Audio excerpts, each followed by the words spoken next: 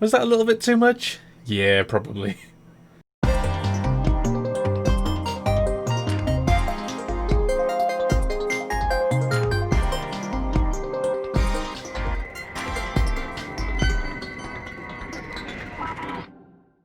Hello. No, let's try that again. Hello and welcome back to the Paleocast Gaming Network. My name is Jake, I'm a vertebrate paleontologist, and today we're in Arizona, as beautifully recreated by the new Microsoft Flight Simulator. Yeah, so remember that one time when I was going to plan the rest of my year pretty much around doing little geology road trips in a fake truck? Well, Microsoft just had to come along, didn't they, and release this, a game where you can theoretically travel anywhere in the world. As someone who adores things like Google Earth and GeoGuessr, this is actually a bit of a dream come true for me. The game uses real-world data like topography, radar, photogrammetry, as well as AI, to produce a pretty decent replica of the entire planet, making it ideal for our little virtual field trips. Right, how do we take off? A release parking brake, that sounds sensible. Oh wait, here we go. Terrifying. Oh, we're moving. Ah, this is so brilliant. Okay, here we go. We did it. Seamless. Anyway, as we make our ascent, let me try and talk you through my plan. So, the biggest limit of any virtual field trip is always going to be the resolution. In an ideal world, we'd be able to pop down to the ground and look at every single outcrop in perfect detail right down to the grains and fossils. Though of course this isn't really possible, we're limited to large geological structures that are at least somewhat obvious from an aeroplane. But let's use that to our advantage and visit some geological landmarks that instead you wouldn't really be able to appreciate that well from down on the ground. Having said that, I think the best way to start is with the moon. Just bear with me a minute. Okay, geology of the moon is super simple. There's just two main regions you need to worry about. The darker, smoother areas are old lava flows called the lunar maria, and the brighter, rougher areas are the lunar highlands. As you can see, the lunar highlands are much more cratered than the lunar maria. As a result, they appear very rough and jagged. We can assume that because they are more cratered, they've been exposed to the rest of the universe for a longer period of time. If it's an older surface, it should have accumulated more meteorite craters in its time, right? Well, it's a little bit more complicated than that. When you think about it, the moon has been hanging around with us like a clingy younger sibling for, 4.5 billion years? And though it's on average around 384,000 kilometers away, as far as the solar system is concerned, we're practically next to each other. So surely we must have experienced the same number of asteroid strikes. But then by that logic, the Earth has a much larger surface area, so surely we should have received even more strikes than the moon. So why don't we? Well, there's a wide range of factors that can affect crater density that really shine a light on the planet's unique place in the solar system and possibly even further. As fascinating as it is, to us geologists, the moon is... it's kind of dead. It has no real atmosphere, no active volcanism or tectonics driven by a molten core. It's static, unchanging.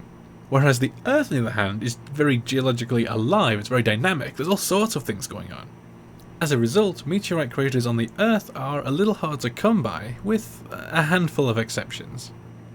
Probably one of the best preserved craters has got to be the one in northern Arizona, which you can just about see coming into view over there. As you can see, it's huge, 1,200 meters across, 170 meters deep. It formed around 50,000 years ago, when a 50-meter wide iron-nickel meteorite landed with the explosive force of 20 million tons of TNT, excavating 170 million tons of Earth. More than half of the meteorite itself would have just vaporized on impact, but fragments of iron-rich debris have been found all across the plateau. What's really neat about this crater though is that it's almost sort of square-shaped. That's because the bedrock we are flying over is crisscrossed with angular faults and planes and weaknesses which the impactor exploited. This was a really important discovery as it allowed us to explain similarly shaped craters elsewhere in the solar system, like on the asteroid Eros. So what was this area like when the meteorite landed? Well, by carefully studying things like fossilized pollen, we know that this particularly barren stretch of the Colorado Plateau was much more lush 50,000 years ago. Fossils also tell us that this provided a rich habitat for large mammals, including bison, horses, camels, and also woolly mammoths and giant ground sloths. Before it was discovered, in inverted commas, in 1891, the region was of course already known to no fewer than 5 indigenous cultures, now known as the Hopi, Zuni, Pueblos, Hohokam, and Western Apache people. However, as the crater formed over 50,000 years ago, it's very unlikely that early humans were witnesses to the event itself. But this didn't stop some of the earliest researchers in the area from fabricating claims that they did?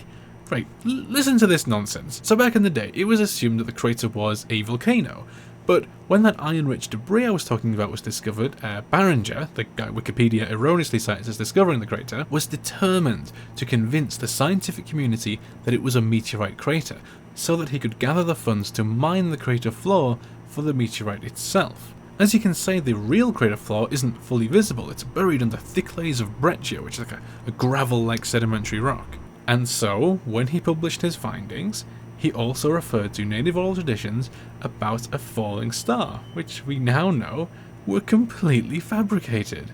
And you can actually see the old mine shaft still standing today. You'll be glad to know, of course, he didn't find anything. In fact, he wasted the equivalent of millions of dollars looking for a meteorite that had vaporized tens of thousands of years ago. There are still dozens of craters on Earth, and of course countless more to be discovered, but very few are as well preserved as this one. Most craters on Earth are just going to be lost to erosion by glaciers and rivers, they're buried by lava flows or sediment, or they're simply recycled into the crust at tectonic boundaries. We often only know they exist thanks to careful study of the sedimentary record. And that's not even touching the fact that meteors just don't tend to make it to the Earth's surface as they burn up in our thicker atmosphere. But honestly, I think all of this just makes our planet really awesome. The fact that it's undergoing such random, chaotic regeneration all the time is just... it's so cool to me. Okay, before I get too sentimental, let's take a quick look at some famous craters from around the world that are in varying states of deformation. And then, before we wrap up, we're going to try and hunt down the oldest crater that we know of. Ooh, don't dry the rain, my shooting star. Steer me when I'm to misbehave.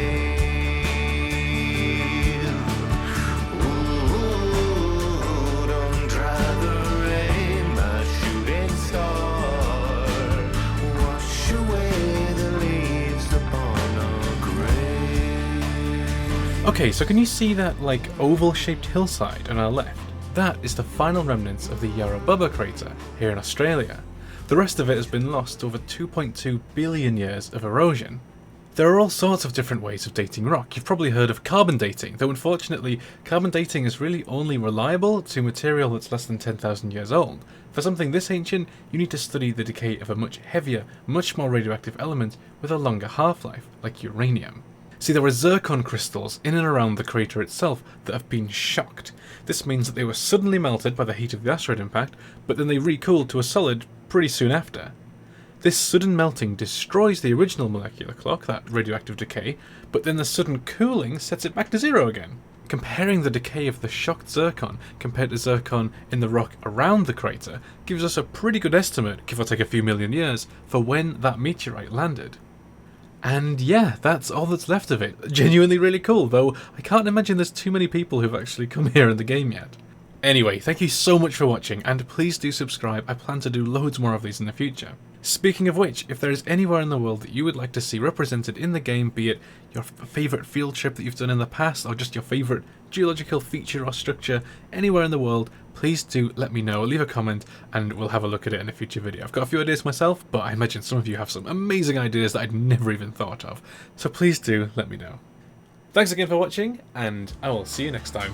Bye!